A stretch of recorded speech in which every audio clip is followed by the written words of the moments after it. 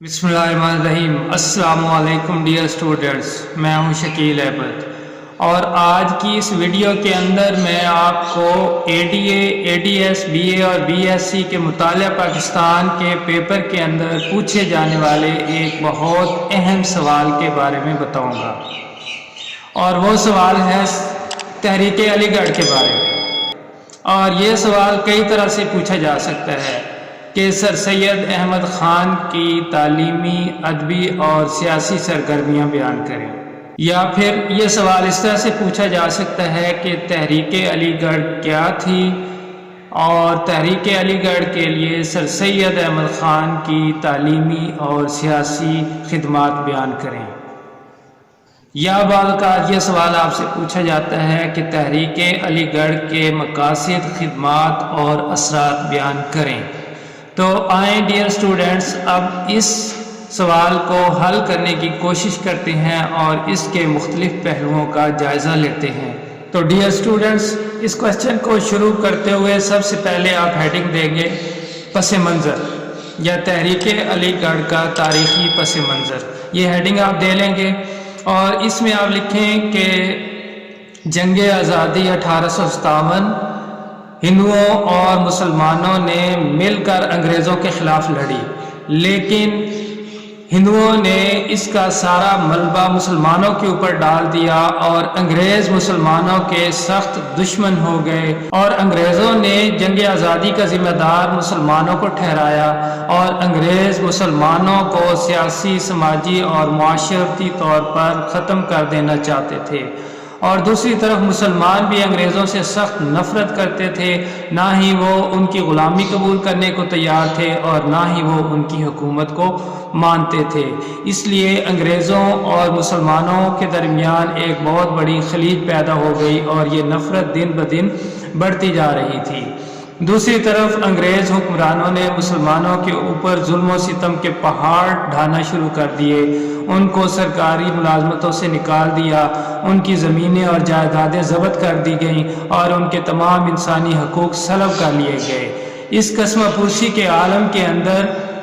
बर-ए-सग़ीर के अंदर मुसलमानों की एक नुमाइंदा शख्सियत सर सैयद अहमद ख़ान ने आवाज़ उठाई और उन्होंने मुसलमानों और अंग्रेज़ों के दरमियान पैदा शुदा खलीज को कम करने के लिए अपनी खिदमात सरअंजाम दी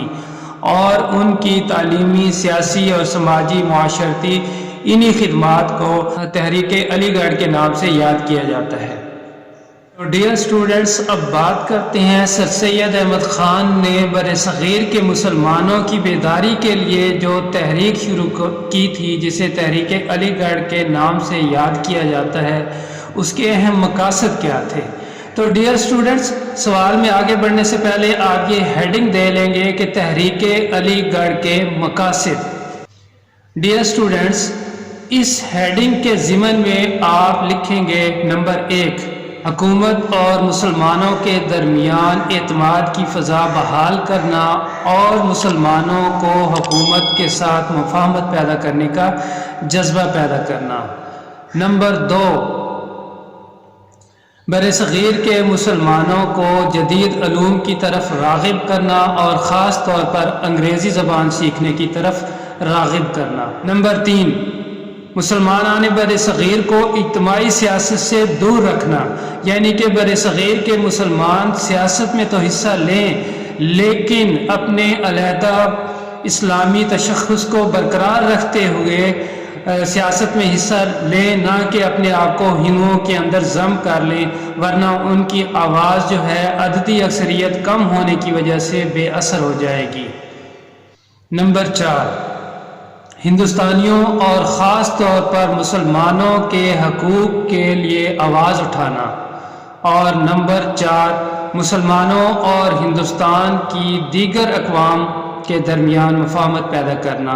तो डियर स्टूडेंट्स, ये थे चंद अहम मकासद जिसके लिए सर सैयद अहमद ख़ान ने अपनी इल्मी, अदबी और सियासी तहरीक शुरू की, जिसे तहरीक अलीगढ़ का नाम दिया जाता है। डियर स्टूडेंट्स, वैसे तो सर सैयद अहमद ख़ान ने बर-ए-सग़ीर के मुसलमानों के लिए बहुत सी खिदमात सरअंजाम दी, जिनमें तालीमी, सियासी, माशरती, مذہبی، لیکن اس ویڈیو کے اندر ہم صرف ان کی تعلیمی اور سیاسی خدمات کا جائزہ لیں گے، اور یہی کوشچن عام طور پر آپ کے یونیورسٹی کے پیپر کے اندر پوچھا جاتا ہے۔ تو سب سے پہلے بات کرتے ہیں تعلیمی خدمات کی۔ تو ڈیئر اسٹوڈنٹ، یہاں آپ ہیڈنگ دے لیں گے کہ سر سید احمد خان کی تعلیمی خدمات۔ تو سر سید احمد خان نے مسلمانوں کے اندر شعور بیدار کرنے کے لیے اس بات پر زور دیا کہ مسلمان تعلیم کے میدان میں آگے آئیں۔ یہ وہ دور تھا جب مسلمان تعلیمی لحاظ سے بہت پسماندہ تھے، اور تعلیمی لحاظ سے پسماندہ ہونے کی وجہ سے وہ زندگی کے دیگر شعبوں میں بھی بہت پیچھے رہ گئے تھے۔ تو سر سید احمد خان نے اس بات کو شدت سے محسوس کیا کہ مسلمان تعلیمی میدان کے اندر آگے آئیں اور اپنی حیثیت کو بحیثیت قوم ہندوستان کے اندر منوائیں۔ تو اس وقت صورتحال یہ تھی کہ بر صغیر کے اندر مسلمان انگریزوں کے قائم کردہ اداروں کے اندر اپنے بچوں کو تعلیم حاصل کرنے کے لیے نہیں بھیجتے تھے، کیونکہ وہ سیکولر قسم کے ادارے تھے۔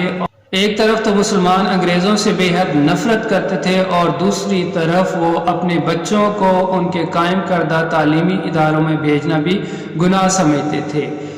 اس ساری صورتحال کے اندر سر سید احمد خان نے اپنا کردار ادا کیا، اور مسلمانوں کے اندر تعلیم کو فروغ دینے کے لیے انہوں نے محسوس کیا کہ بر صغیر کے اندر ایسے ادارے قائم کیے جائیں جن کا نظام مسلمان ہی چلاتے ہوں یا مقامی باشندوں کے حوالے اس کا نظام ہو۔ تو اس سلسلے میں بر صغیر کے اندر سر سید احمد خان نے مختلف تعلیمی اداروں کے قیام کے اوپر زور دیا۔ بر صغیر کے اندر مسلمانوں کو زیور تعلیم سے آراستہ کرنے کے لیے سر سید احمد خان نے کون سے اہم کارنامے سر انجام دیے، آئیں ان کا سرسری جائزہ لیتے ہیں۔ تو ڈیئر اسٹوڈنٹس، یہاں آپ ایک ہیڈنگ دے لیں گے کہ مراد آباد اور غازی پور کے اسکول۔ سر سید احمد خان نے 1859 کے اندر مراد آباد کے اندر ایک فارسی مدرسہ قائم کیا،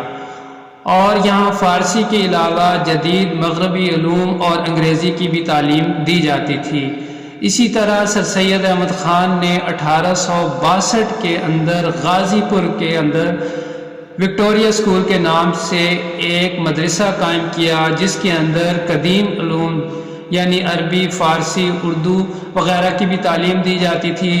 اور اس کے علاوہ یہاں جدید علوم کی بھی تعلیم دی جاتی تھی۔ ان مدرسوں نے مسلمانوں کے اندر تعلیمی عمل کو شروع کرنے میں بہت اہم کردار ادا کیا۔ ڈیئر اسٹوڈنٹس، اب آپ ہیڈنگ دے لیں گے کہ سائنٹیفک سوسائٹی کا قیام۔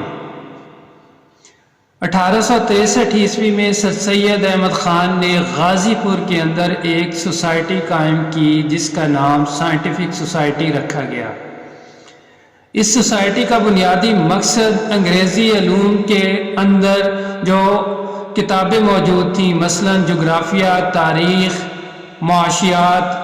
طبیعت اور اس طرح کی جدید علوم کی جو مستند کتابیں انگریزی ادب کے اندر موجود تھیں، ان کا اردو میں ترجمہ کرنا، تاکہ ایسے لوگ جو کہ انگریزی کو نہیں سمجھ سکتے وہ جدید مغربی علوم سے استفادہ کر سکیں۔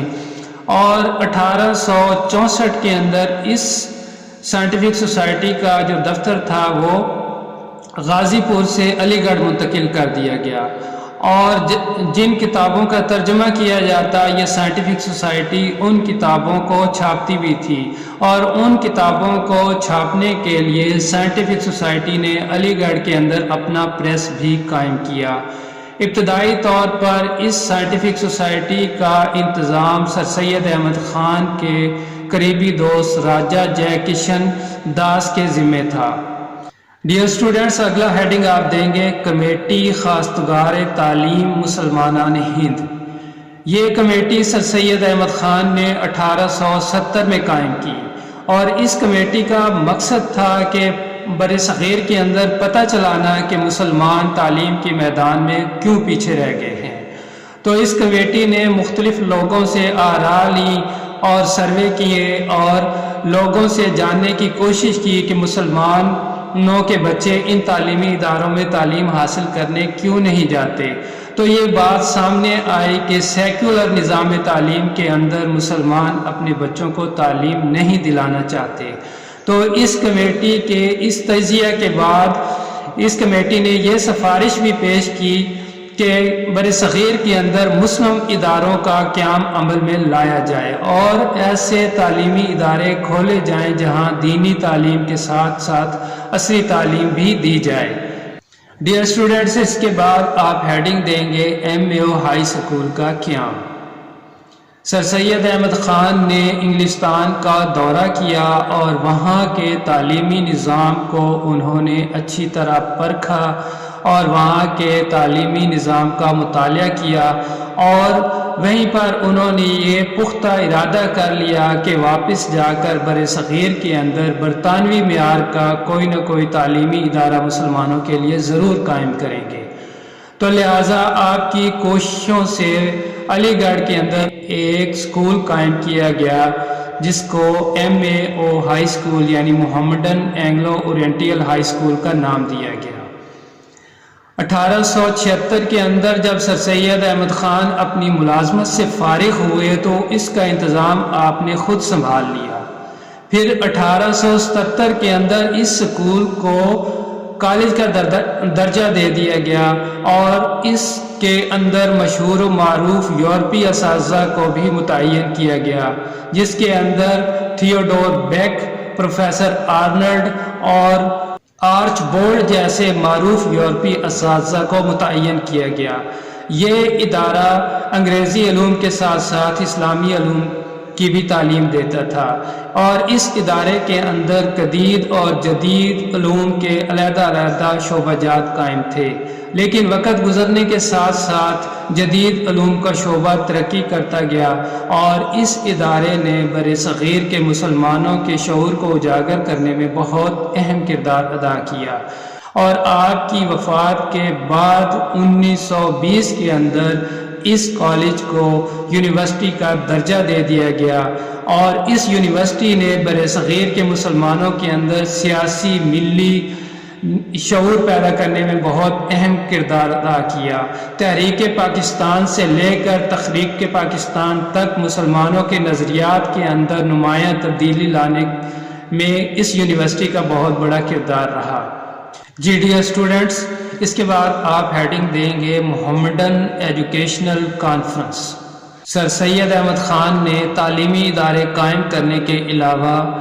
اشاعت تعلیم کے لیے ایک کمیٹی قائم کی جو کہ 1886 میں قائم کی گئی اور اس کے اجلاس مختلف شہروں کے اندر منعقد ہوتے تھے اور اس کا مقصد تھا کہ مسلمانوں کے تعلیمی ادارے بر صغیر کے اندر قائم کیے جائیں اور اسی محمڈن ایجوکیشنل کانفرنس کے زیر نگرانی کئی تعلیمی ادارے بر صغیر کے اندر قائم کیے گئے، جن میں خاص طور پر مسلم یونیورسٹی علی گڑھ، عثمانیہ یونیورسٹی حیدرآباد دکن، اسلامیہ کالج پشاور اور اسلامیہ کالج لاہور خاص طور پر قابل ذکر ہے۔ اور بعد میں اس تنظیم نے مسلمانوں کے سیاسی مسائل کے اوپر بھی غور کرنا شروع کر دیا، یہاں تک کہ 1906 میں اس تنظیم کے 20ویں سالانہ اجلاس میں جو کہ ڈھاکہ کے اندر منعقد ہوا، اسی کے اندر مسلم لیگ کا قیام عمل میں لایا گیا۔ تو اس تنظیم نے بر صغیر کے مسلمانوں کی بیداری میں بہت اہم کردار ادا کیا۔ جی ڈیئر اسٹوڈنٹس، اب آپ ہیڈنگ دیں گے رسالہ تہذیب الاخلاق کا اجرا۔ 1870 میں سر سید احمد خان نے ایک رسالہ جاری کیا جس کا نام تھا تہذیب الاخلاق، اور اس کے اندر مختلف 9 قسم کے مضامین چھپا کرتے تھے، جس میں ادبی، سماجی، تہذیبی، معاشرتی اور مذہبی قسم کے مضامین تھے۔ اور اس رسالہ نے اردو ادب کے اندر ایک نئے رجحان کو پروان چڑھایا۔ اس کا انداز تحریر سادہ اور سلیس تھا، اور اس رسالہ کے اندر نواب محسن الملک، نواب وقار الملک، مولانا الطاف حسین حالی، شبلی نعمانی اور ڈپٹی نذیر احمد جیسے اہل علم اپنے اپنے خیالات کا اظہار کیا کرتے تھے، اور اس رسالہ کے مدیر سر سید احمد خان خود تھے۔ اس رسالہ نے مسلمانوں کے اندر سیاسی اور مذہبی اور ملی شعور کو پیدا کیا۔ اس رسالہ کے جاری کرنے کا مقصد یہ تھا کہ مسلمانوں کو جس حقارت اور ذلت کی نگاہ سے دیکھا جاتا ہے وہ خیال رفع ہو، اور مسلمان بھی پوری دنیا کے اندر باعزت اور مہذب قوم بن کر اپنے وجود کو منوا سکیں۔ تو ڈیئر اسٹوڈنٹس، یہ تھی وہ تعلیمی خدمات جن کا ہم نے مختصر سا جائزہ لیا ہے، جو سر سید احمد خان نے بر صغیر کے مسلمانوں کے لیے پیش کی۔ اور اب بات کریں گے آپ کی سیاسی خدمات کے بارے میں۔ تو ڈیئر اسٹوڈنٹس، سر سید احمد خان کی سیاسی خدمات کے ضمن میں آپ سب سے پہلے ہیڈنگ دیں گے رسالہ اسباب بغاوت ہند۔ سر سید احمد خان نے 1858 کے اندر یہ مختصر کتاب لکھی، اور اس کے اندر آپ نے انگریزوں کو جنگ آزادی کی وجوہات سے آگاہ کیا، اور آپ نے اس میں یہ بات واضح کی کہ جنگ آزادی کی سب سے بڑی وجہ حکومت کی ناانصافی ہے، جس کی وجہ سے وہ عوام کے اندر اپنا وقار کھو چکی تھی، اور صرف مسلمانوں کو جنگ آزادی کا ذمہ دار ٹھہرانا یہ سراسر غلط ہے، بلکہ جنگ آزادی کی ذمہ داری ہندوؤں، مسلمانوں اور انگریزوں پر برابر لاگو ہوتی ہے۔ یہ سارے کے سارے جنگ آزادی کے ذمہ دار ہیں۔ اور اس کے علاوہ آپ نے اس جنگ آزادی کی جو دو بڑی وجوہات بیان کی ہیں، وہ نمبر 1 پادریوں کی سرگرمیاں۔ تو 1857 اور اس دور کے اندر انگریز پادری اپنے تبلیغی مشن جو ہے ہندوستان کے اندر بہت تیزی کے ساتھ جاری کیے ہوئے تھے، اور وہ مسلمانوں اور نچلی ذات کے ہندوؤں کو لالچ دے کر ڈرا دھمکا کر عیسائیت مذہب قبول کرنے کی طرف راغب کرتے تھے، اور انہیں زبردستی مسلمانوں سے عیسائی بنانے کی کوشش کرتے تھے۔ تو ان کی یہ سرگرمیاں بھی مسلمانوں کے اندر نفرت کا سبب بنی، اور یہ بھی ایک وجہ تھی کہ مسلمان جنگ آزادی کی طرف جانے پر مجبور ہوئے۔ اور دوسری بڑی وجہ جو سر سید احمد خان نے اس رسالہ کے اندر بیان کی کہ وہ مجالس قانون ساز کے اندر مقامی لوگوں کو نمائندگی نہ دینا، اور اس وجہ سے بھی بر صغیر کے مقامی لوگ انگریزوں سے نفرت کرنے لگے، اور یہی نفرت جنگ آزادی کا سبب بنی۔ اور اس رسالہ کے آخر میں سر سید احمد خان نے ان وفادار مسلمانوں کی وفاداریوں اور خدمات کا بھی ذکر کیا جنہوں نے انگریزوں کو تحفظ دیا، اور انہوں نے ان کی جان و مال کی حفاظت کی۔ ان کی وفاداریوں کا بھی ذکر اس رسالہ کے اندر کیا گیا۔ تو ڈیئر اسٹوڈنٹس، اس کے بعد آپ ہیڈنگ دیں گے علی گڑھ انسٹیٹیوٹ گزٹ۔ یہ ایک رسالہ تھا جو کہ سائنٹیفک سوسائٹی کے زیر اہتمام 1866 میں جاری کیا گیا۔ اس رسالے کے اندر اردو اور انگریزی دونوں زبانوں میں کالم چھپتے تھے اور اداریے لکھے جاتے تھے، اور تمام مضامین اردو اور انگریزی کے اندر ہی لکھے جاتے تھے۔ اس رسالہ کے ہر صفحہ کے اوپر 2 کالم ہوتے تھے، اور ایک کالم اردو میں اور ایک انگریزی میں ہوتا تھا۔ اور اس رسالے کا مقصد یہ تھا کہ انگریزوں کو مقامی لوگوں کے مسائل سے آگاہ کرنا، اور یہ مضامین اردو اور انگریزی میں اس لیے چھاپے جاتے تھے کہ انگریز اور مقامی باشندے ایک دوسرے کے مسائل کو آسانی سے سمجھ سکیں۔ اور اس رسالہ کے ذریعے سر سید اور ان کے رفقا نے نہ صرف سیاسی تنازعات کے حل پیش کیے، بلکہ برصغیر کے مسلمانوں کی تعلیمی، مذہبی اور سیاسی نقطہ نظر کی بھی وضاحت کی۔ تو اس طرح اس رسالہ نے برصغیر کے مسلمانوں کی سیاسی نظریات اور تعلیمی نظریات کو پروان چڑھانے میں بہت اہم کردار ادا کیا۔ شروع میں یہ رسالہ 7 روزہ تھا، اور بعد میں اس کو 6 روزہ بنا دیا گیا۔ جی ڈیئر اسٹوڈنٹس، اس کے بعد آپ ہیڈنگ دیں گے مسلم مفادات کا تحفظ۔ سر سید احمد خان نے حکومت کے نمائندہ اداروں اور اعلیٰ ملازمتوں میں مسلمانوں کے لیے الگ کوٹا مخصوص کرنے کا مطالبہ کیا، اور آپ نے انڈین سول سروس کے لیے مقابلے کے امتحان کے اندر اوپن میرٹ کی مخالفت کرتے ہوئے کہا کہ مسلمانوں نے برصغیر کے اندر ابھی تک تعلیم کا وہ معیار حاصل نہیں کیا کہ وہ اعلیٰ ملازمتیں حاصل کر سکیں اور جس کی بنیاد پر وہ ہندوؤں کا مقابلہ کر سکیں، اس لیے اعلیٰ ملازمتوں کے لیے مسلمانوں کے لیے مناسب بندوبست کیا جائے۔ مسلمانوں کے مفادات کے تحفظ کے لیے اور مسلم نقطہ نگاہ کی ترجمانی کے لیے سر سید احمد خان نے 1893 میں ایک تنظیم قائم کی جس کا نام تھا محمدن ڈیفنس ایسوسی ایشن، اور اس تنظیم کا مقصد تھا مسلمانوں کے مفادات کا تحفظ کرنا، اور اس کے اہم مقاصد یہ ہیں: نمبر 1، مسلمانوں کے سیاسی مفادات کا تحفظ کرنا۔ نمبر 2، مسلمانوں کو عوامی احتجاج سے دور رکھنا۔ نمبر 3، امن و امان کے قیام کے لیے حکومتی اقدامات کی حمایت کرنا۔ ڈیئر اسٹوڈنٹس، یہاں آپ ہیڈنگ دیں گے کانگریس سے علیحدگی کی تلقین۔ سر سید احمد خان نے برصغیر کے مسلمانوں کو کانگریس سے علیحدہ رہنے کا مشورہ دیا، کیونکہ وہ سمجھتے تھے کہ کانگریس ہندوؤں کی نمائندہ جماعت ہے، اور اگر مسلمان اس میں شمولیت اختیار کرتے ہیں تو ان کی عددی کمی کی وجہ سے ان کی آواز دب کر رہ جائے گی اور وہ بے اثر ہوگی۔ اور انہوں نے برصغیر کے مسلمانوں کو یہ بھی ہدایت کی کہ وہ کانگریسی لیڈروں کی شہ پر انگریزوں سے ٹکراؤ کا راستہ اختیار نہ کریں، بلکہ حکومت کے ساتھ مفاہمت پیدا کریں، اور مسلمانوں کو انہوں نے یہ بھی کہا کہ وہ کانگریس سے علیحدہ رہ کر اپنا الگ سیاسی تشخص منوائیں اور اپنی زیادہ تر توجہ تعلیم پر دیں اور تعلیمی میدان میں آگے نکلیں، اور اسی طرح معاشی میدان میں بھی آگے جائیں اور تعلیم حاصل کر کے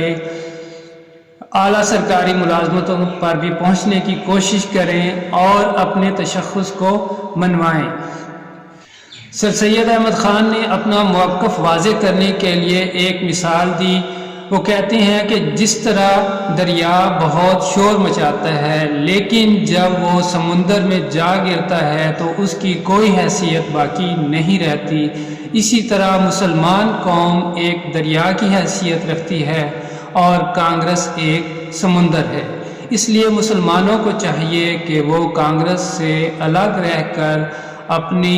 علیحدہ سیاسی جدوجہد کو جاری رکھیں۔ تو ڈیئر اسٹوڈنٹس، یہاں آپ ہیڈنگ دیں گے الگ قوم کا تصور۔ سر سید احمد خان شروع میں ہندو اور مسلم اتحاد کے قائل تھے، لیکن 1867 کے اندر بنارس میں ابھرنے والے اردو ہندو تنازع کے تناظر میں آپ یہ سمجھنے پر مجبور ہو گئے کہ ہندو اور مسلمان دو الگ الگ قومیں ہیں، وہ کبھی بھی ایک دوسرے کے ساتھ مل کر نہیں رہ سکتی، کیونکہ ان کے خیالات اور نظریات ایک دوسرے سے بالکل مختلف ہیں، اور ہندو مسلمانوں کو بالکل بھی پسند نہیں کرتے اور وہ ان کی تہذیب و ثقافت اور کلچر کو مٹا دینا چاہتے ہیں۔ تو یہ بات سر سید احمد خان نے بھی برصغیر کے مسلمانوں کو باور کرانے کی کوشش کی کہ وہ ہندوؤں سے ایک الگ قوم ہیں اور وہ اپنے الگ شخصیت اور تشخص کو منوانے کے لیے اپنی سیاسی اور عملی اور تعلیمی جدوجہد جاری رکھیں۔ ویسے تو دو قومی نظریہ کا آغاز اسی دن ہی ہو گیا تھا جس دن برصغیر کے اندر سب سے پہلے شخص نے اسلام قبول کیا تھا، لیکن عملی طور پر برصغیر کے اندر مسلمانوں کے لیے سب سے پہلے قوم کا لفظ سر سید احمد خان نے ہی استعمال کیا۔ گویا کہ ہم کہہ سکتے ہیں کہ برصغیر کے اندر مسلمانوں کے لیے الگ قوم کا نظریہ سر سید احمد خان نے ہی تجویز کیا۔ جی ڈیئر اسٹوڈنٹس، اب یہاں آپ ہیڈنگ دیں گے جداگانہ انتخابات کا مطالبہ۔ سر سید احمد خان نے برصغیر کے اندر مسلمانوں کے لیے جداگانہ انتخاب کا مطالبہ کیا اور انہوں نے موقف اختیار کیا کہ برصغیر کے اندر مختلف نسلوں، مذہبوں اور ذات اور برادری کے لوگ بستے ہیں، اس لیے یہاں اگر مخلوط انتخابات کا طریقہ اختیار کیا جائے تو وہ برصغیر کے لیے کسی خطرے سے کم نہ ہوگا۔ اس لیے یہاں ضروری ہے کہ ہر قوم کو اس کی عددی اکثریت کی بنا پر مناسب نمائندگی دی جائے، اور اس لیے آپ نے مسلمانوں کے لیے برصغیر کے اندر جداگانہ انتخابات کا مطالبہ کیا۔ ابتدائی طور پر تو حکومت وقت نے جداگانہ انتخابات کے اس مطالبے کو رد کر دیا، لیکن آپ اپنے موقف کو بار بار دہراتے رہے، یہاں تک کہ 1892 کے ایکٹ کے اندر مختلف کمیونٹیز کے نظریہ کو تسلیم کر لیا گیا، اور یہاں تک کہ آپ کی وفات کے بعد 1909 کے اندر مسلمانوں کے لیے جداگانہ انتخاب کے طریقہ کار کو منظور کر لیا گیا، اور بالآخر 1909 میں مسلمانوں کو جداگانہ انتخاب کا حق دے دیا گیا۔ تو ڈیئر اسٹوڈنٹس، یہ تھی وہ چیدہ سیاسی خدمات جو سر سید احمد خان نے برصغیر کے مسلمانوں کے لیے پیش کی۔